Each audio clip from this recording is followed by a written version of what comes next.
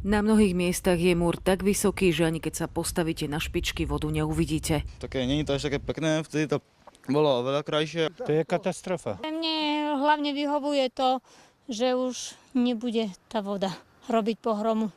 Vysoký betónový múr má Bardejov ochrániť pred storočnými vodami. Podľa nás slovovzatých odborníkov, zodpovedných ľudí, je to jediná možnosť, ako túto nesmierne dôležitú časť Bardejova ochrániť pred záplavami typu, aké boli v roku 2010. Podľa aktivistov mesto pred povodňami mohla ochrániť aj iná stavba, poldre či mobilné zábrany.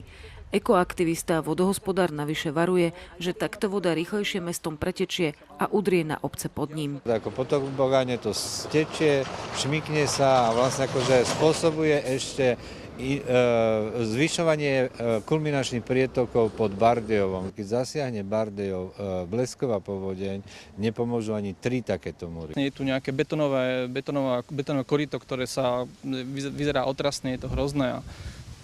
Neplní to účel taký, si myslím, ako by malo, ale zničil sa kus prírody v meste. Ani osloveným urbanistom sa táto stavba v historickom meste nepáči. Stavba nerešpektuje pohľad na naše prostredie, ignoruje architektonické vnímanie priestoru a urbanistické usporiadanie územia. Protipovodňové opatrenie stalo okolo 5 miliónov eur. Podľa správcu toku má stavba opodstatnenie a neráta napríklad so znížením múru.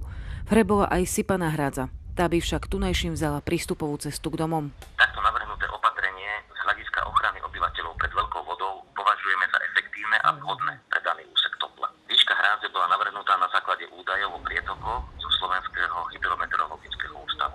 Bardejovskí aktivisti sú už v kontakte s právnikmi z Via Juris a čakajú, kedy bude pokračovanie druhej etapy protipovodňovej stavby ohlásené, aby ju vedeli včas pripomienkovať. Pokračovanie betónového lemurieky odmietajú. Monitorujeme Enviroportal.sk, kde vlastne tieto projekty musia byť zverejnené predtým, než sa vlastne spustí samotná výstavba. Tony betónu vyliate na brehy Tople sa podľa radnice budú revitalizovať.